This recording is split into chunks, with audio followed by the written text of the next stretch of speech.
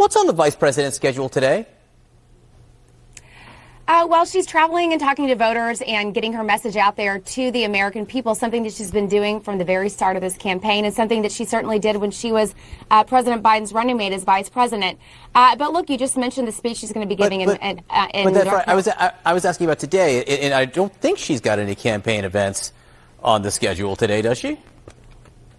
Well, she and Governor Walz have been traveling across the country. They hit nearly every battleground state last week. On the campaign trail, they raised $36 million within the first 24 hours of Governor Walz joining the ticket. And what she's going to be doing Friday is taking her economic message directly to the voters in North Carolina. I certainly don't want to get in front of exactly what she's going to say, but she's going to talk a little bit about how she's going to make sure that she's putting consumers first as part of her economic plan. She's going to take on corporate price gougers. She's going to take on junk fees. And that's something that, John, she did when she was Attorney General of California. Something she continued to do as the United States Senator of California. So she's going to be taking that message out to voters, and I look forward to seeing more of what she's going to say on Friday. I think we all do, and I'll ask you more about that in just a second. The reason I was asking about today is because it seems like she has time, if she wanted, to do an interview with a member of the media or do a news conference, correct? There does appear to be that time if she wanted. Well, look, she has said on the campaign trail that she would be doing an interview at some point. She said that, I think, last week during a rope line or when she was talking to reporters. But look, what is important here, John, is that she is taking her message directly to the American people and drawing large crowds. So she's actually having those direct conversations. But not today. All I'm saying is not today. She could do an interview today, I would think, because she's not out there today. Well, look, she's taking her message directly to voters, and just because she doesn't have an interview schedule on her public schedule doesn't mean that she's not taking her message directly to voters. All right, guys, so we got to talk about this extremely fascinating interview that took place on The Breakfast Club between Vivek Ramaswamy and Leonard McKelvey, a.k.a. Charlamagne the Devil. And there's no better person to educate Leonard on politics than Vivek Ramaswamy, because Leonard is extremely ignorant when it comes to politics. In fact, that is the reason why he is supporting Kamala Harris. That, and he probably has low testosterone. Those are the only two reasons I can think of as to why a man would support somebody like Kamala Harris, because nobody knows what the hell she actually believes, right? And that is where Vivek Ramaswamy comes in to educate Charlamagne the God about, hey, this person that you're supporting, she actually hasn't answered any real questions about her positions and why she's flip-flopping on her policy position. So I want to react to this conversation, but before we get into it, we have to have a word from the sponsor of this video, Noble Gold. Are you worried about the future of the U.S. economy? With so much uncertainty in the air, it is natural to fret about the security of your retirement savings. However, there's one asset that stands the test of time, and that is gold. For centuries, gold has been a hedge against market volatility and economic instability. With a gold IRA from Noble Gold Investments, you can harness the power of precious metals in order to secure your financial future. By rolling over your existing IRA or 401k into a self-directed gold IRA, you can enjoy the potential for long-term growth and stability. Diversify your portfolio with a tangible asset that has real value. Setting up a gold IRA with Noble Gold Investments has never been easier with its streamlined process and expert guidance. This election year, do not let the volatility and uncertainty keep you up at night. Vote for the timeless safety of gold and silver in 2024. And Noble Gold Investments will give you up to 10 1-ounce silver Trump coins or a 10-ounce silver American flag bar if you open a qualified account. Go to noblegoldinvestments.com now. That is noblegoldinvestments.com. And just remember, there's a risk with every investment and there's no guarantee of any kind. For Kamala Harris's part, though, I think she owes the people of this country an answer. Where does she stand on nationalizing healthcare? Are you for it or are you against it? Where do you stand? This is a big one that people don't talk about. Affects small business owners, including black and white business owners across the country. She favors what's called a tax on unrealized capital gains. What that means is, even if you have a business, you're a businessman too, right? So you're operating a business, but take somebody who's maybe in a tougher position than you are. That means you have to pay taxes even when you don't have the cash to pay those taxes because the government says that it's worth something and you have to pay 25% of that value every year. Well, what if you don't have the cash in your pocket? That forces you to either sell your business, take out a loan to pay taxes. That's a formula for real economic calamity. She has consistently supported that. That's what we need to be talking about. Are you still in favor of it? If so, why? Let's have that policy debate. And I think that hiding from those issues is something that leaves the American people holding the bag. She'll get to that, I'm sure, when the debates come and everything else. And we only have 3 months. When she does interviews. I agree with that. I want to ask you a thing about the flip-flopping, too. Isn't that what politicians do, though? And what I mean by that is J.D. Vance was calling Trump America's Hitler, right? But when it comes to Trump, he's the Hawk Tuah girl. Like, he's just, he's sucking him off every chance he gets. And that's what a lot of y'all do. Like, just politicians in general. You hear so many different Republicans have said so many negative things about Donald Trump, but then as soon as he becomes the nominee, everybody just falls in line. And normally they fall in line in unison, and you can rage against the machine. It doesn't feel like Trump and Vance are, like, it's not there. Like, so what do you call that? Is that flip-flopping? So so before Vivek answers this very just silly question from Charlamagne the God, I want you guys to notice how simple-minded this guy is, right? He keeps talking about how he wants to have a policy conversation. Okay, this is what he says in response to black people questioning Kamala Harris's blackness, saying that, hey, she's not really black, she's Indian. No, we shouldn't talk about that. Let's talk about policy. This is what he says in response to people questioning Tim Walz's story in regards to whether or not he's embellishing his military experience and what he did in the military, the accusations of stolen valor against him. Charlamagne the God said, no, we shouldn't be talking about that. Let's talk about policy.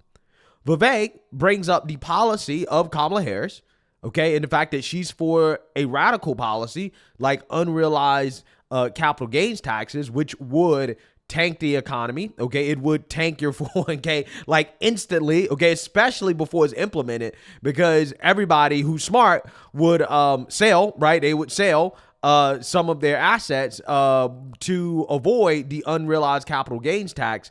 But again, it would just be an absolute disaster. Now, in response to that, what does Charlamagne the God do? Oh, she'll get to that. She'll get to that eventually, right? Eventually, she'll get to it, right, during the debates, which, hey, we really don't know if she'll actually ever get to it. But it's just so funny how once the conversation is on policy, Charlamagne the God turns the conversation back into something that's not policy. But he told us that he really, really, really wanted to talk about policy and talk about the issues. Now he wants to talk about, J.D. Vance called Trump Hitler, which is not a policy conversation. And honestly, it's not even a good rebuttal or whataboutism to the point that Vivek was bringing up, because there's a difference between flip-flopping on policy versus flip-flopping on whether or not you like a person, right? If I had to choose my politician, right, would you rather have a politician that has flip-flopped on whether or not they like somebody versus a politician that has flip-flopped on their actual policy positions? Whether you like somebody or not really doesn't have much to do with the outcomes of policy, right? And what affects the American people. But somebody who does flip-flop on policy, somebody who I can't trust in regards to what they say being something that they actually believe, yeah, that to me is much more important. And this is why it is a tragedy that the mainstream level media is reporting on Kamala Harris doing the flip-flopping, not through what Kamala Harris is saying herself, but through Kamala Harris's campaign propagandists, while at the same time not demanding answers on why is Kamala Harris changing positions. What led you to feel different about an issue today than you did just a few years ago, right? This is something that the American people deserve to know, but we're not learning about these things because the media is not doing their job. And the sad part is that this only can work if the media is not doing their jobs, right? If the media was actually doing their job, this wouldn't work, right? I mean, Kamala Harris's campaign would be in a state of disaster right now because the media would be calling her out every single day for not doing any interviews and not answering any questions. So again, this only can happen as a result of the media colluding with Kamala Harris and the Democrats. Here's what I will say is it fair game to press J.D. Vance hard on why he said certain things about Donald Trump before versus what his view is on Donald Trump today? Yes, I think that's fair game. Mm-hmm. And has he been pressed and has he answered for that? Yes, he has. What I would love to see is both candidates, and Kamala Harris hasn't done this yet. And I'd love to challenge her to do it because I think it's good for the voters of the country. She hasn't sat down for one media interview of a hard-pressing one-on-one variety yet. And she's actually the leading candidate now in many of the polls for U.S. president. So I just think we deserve a country where the people are willing to show up. She should show up here. She should show up on CNBC, where I was this morning, and actually engage in hard questions about what her beliefs are. You saw JD, say what you will, on Watched 3 them all shows day yesterday. pressed on Watched them. exactly that very issue. And I think that's good for the American people to then be able to make their own judgment. It's not your judgment or the journalist's judgment, but it's what people at home are able to see to assess.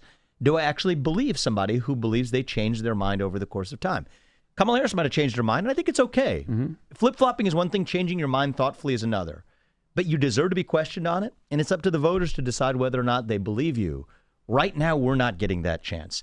And I do think it is, you're saying, well, hopefully we're going to see that. I'm not sure yet that we will. It's been about a solid month that Kamala Harris has been the presumptive nominee. We got the convention coming up, this coming week, next week. I think it is vital for the health of this country that the same treatment that the media gave Joe Biden in that last few weeks after his debate, they didn't do that for 3 years. Yeah. For 3 years, we missed that. The fact that it took that early debate and Donald Trump demolishing him in that debate for the country to suddenly wake up and say that Joe Biden is not a functioning U.S. president is actually a damning indictment of the entire media and its relationship to the political class. So we can't make that same mistake with Kamala Harris. I think the media needs to demand that she at least face the same kind of questioning that, frankly, J.D. Vance and Donald Trump are getting right now. And then the public, it's up to them to decide. That's a functioning democracy. But because you're not implying, by her not doing the interviews and based off of the way that Biden was treated in those last couple of weeks, you're not implying that you don't think she's competent to be the president of the United States, right? I'm saying the media is covering for her right now the same way they covered for Biden for 3 years. You think they're covering, or you think that she's just using her They're not playing strategy? hard. They're not paying this. She's using a strategy. Okay, I think she's using some smart. Which politicians do. That's fine, but I think it's the media's job now to cut through that strategy and say this person very well could be the president of the United States. Has at least a 50% chance right now, according to most forecasts, of being the next president. She deserves to be questioned, not with kid gloves, but questioned with the gloves off on what exactly her policy vision is for the country. Until that happens, I think the voters are hiding in the dark. And that's what allows the machine to work, because we know she's questioned a lot on that behind closed doors. Who's funding the campaigns of both parties? Behind closed doors, a lot of donors ask a lot of questions. That's how you raise hundreds of millions of dollars in just 1 month. The voting public deserves that same level of transparency. Yeah, so Vivek obviously is spot on here.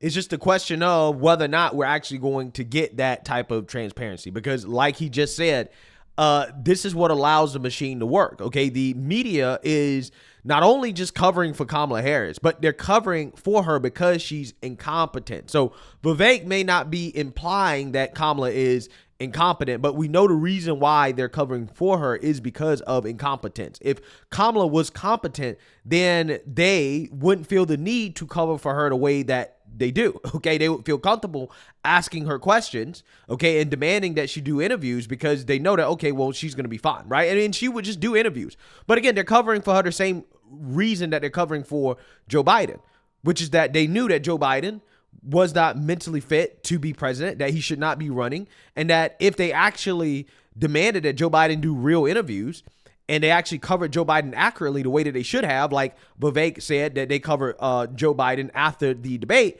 then Joe Biden's presidency would have ended 2 years ago. It would have been over, because ultimately at the end of the day, the media tanked Joe Biden, right? But only after the Democrats were okay with the media tanking Joe Biden, right? That's when they decided, okay, let's take Joe Biden. Now, the media is doing the reverse of what they did to Joe Biden. They're now trying to prop up Kamala Harris and not put her under the same microscope that they put Joe Biden under after the debate, right? So they're not trying to do that. But if they were to actually do that, then yeah, I mean, this wouldn't work. This strategy would be horrible, okay? So again, there are a lot of people out there that are trying to imply that Kamala Harris is some political genius, but she's not really a political genius because, again, this only works with collusion from the media, right? It's not genius to collude with the media, right? The genius is actually figuring out how to defeat the media and the Democrats when they're working together, right? The geniuses actually have to be on Trump's team, right? Those are where the genius is at, okay? Because the fact is that Trump is more popular than he's ever been, despite the constant attacks and propaganda from the mainstream liberal media that is never ending, right? It really takes genius to be in the position that Trump is in right now, considering the whole mainstream liberal media industrial complex is against him. And one of the things I will, say what you will about, you could criticize either side. I like that Donald Trump showed up at the Libertarian Party convention, right? That's a third party. They had a convention. I actually spoke there. He spoke there as well the next night. I like that he spoke to the National Association of Black Journalists in Chicago.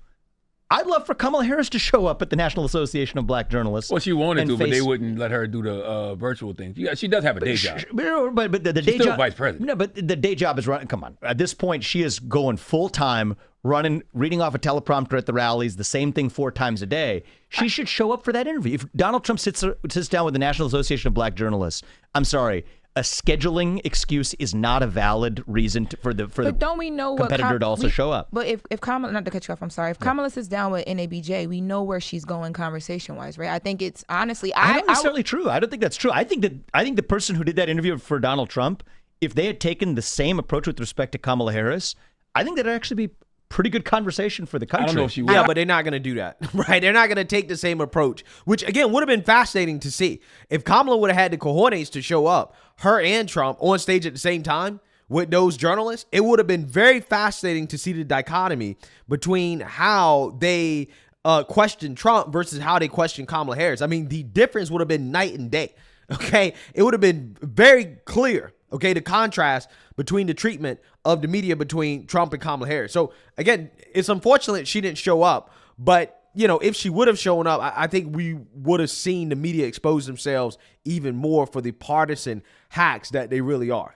I want to see her I want to see the vice president on Fox News. Yeah, I think she should go across the room. Even better. Yeah. Even better, right? So one of the things I liked, Donald Trump went to the Bronx. People could say it wasn't the real Bronx or whatever, but he showed up in the Bronx. He showed up in the South Bronx. Showed up in inner cities in the country. Even in my own campaign, I went to the south side of Chicago, went to a room full of, 95% black, 95% Democrat. It's not a traditional Republican primary location. Mm-hmm. I went to Kensington in the inner city of Philadelphia. Speaking as a former candidate myself, I could tell you those trips had an impact on me, right? It had an impact on my view of a national unity that I believe is possible in this country that I wouldn't have had if I hadn't showed up there.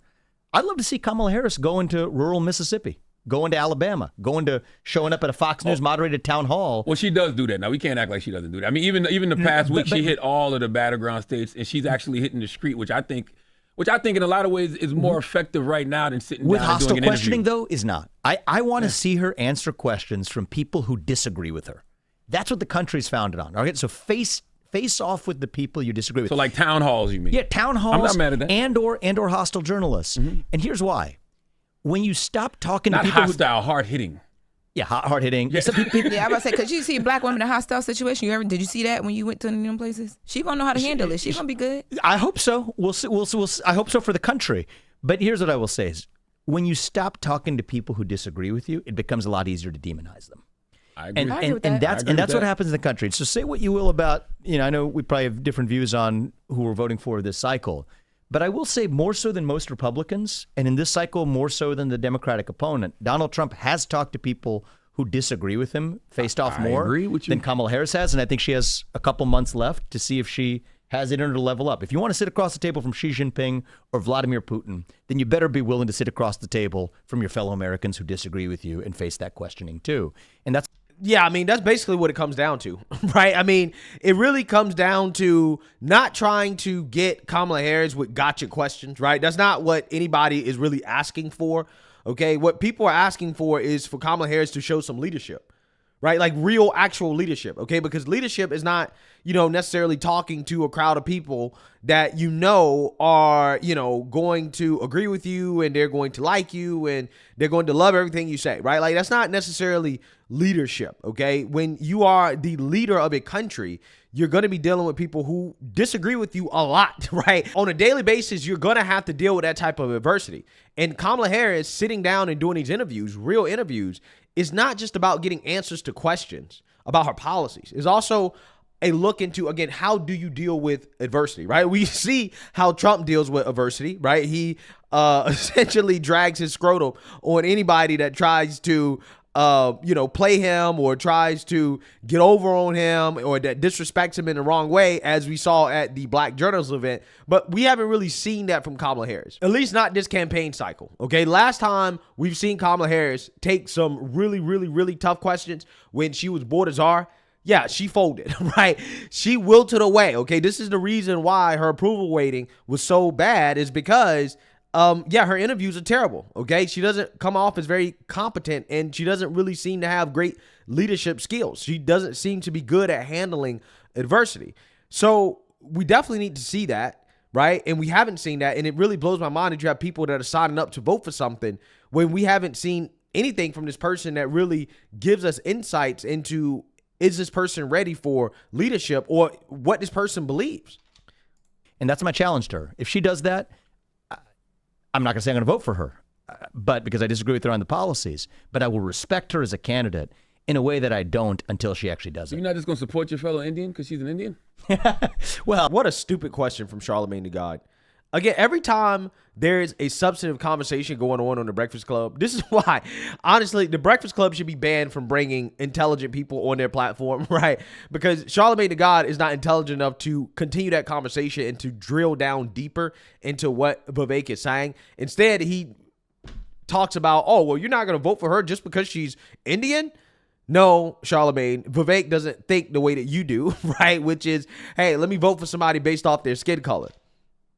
I would say that one of the things actually funny you bring that up in the, I believe we're all American. We got to vote in policy, of course. A lot of the Indian American community is a little bit disappointed or a little bit offended, at least at the fact that she doesn't really own that part of her identity anymore. Why and the way she did before, right? I'm not saying that. I'm just she owns both. I'm don't blame the messenger, but I'm telling you, you can take it as a fact that at least in my read of it, I think a lot of Indian Americans do have a little bit of disappointment about that. My whole view is I don't like identity politics, period, right? One direction or another.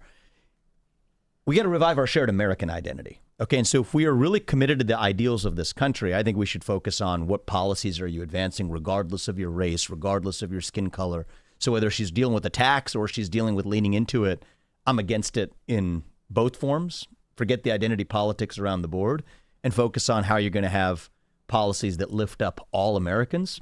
That's what I favor talking about. But since you bring it up, don't shoot the messenger here. Dream, I think there are some Indian Americans out there that do feel some sense of offense about it. Well, I want to tell Indian Americans that's not true. She claims both sides, black and Indian. And this is my Wow.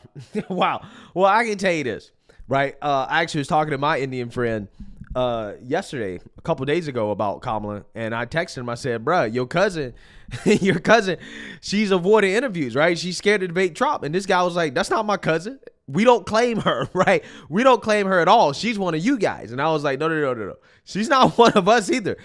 That's y'all's, right? You guys claim Kamala, okay? And that's just funny because even the Indian community, they don't really rock with Kamala like that, right? They don't really claim her like that. And as a black person, I'm like, well, I can't really say she's black either.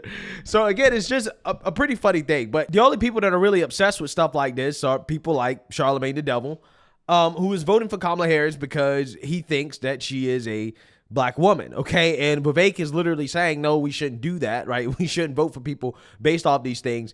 And I guarantee you, Charlamagne the God, he didn't really take anything away from what Vivek was saying. What Vivek said went in one ear and out the other, right? I guarantee you.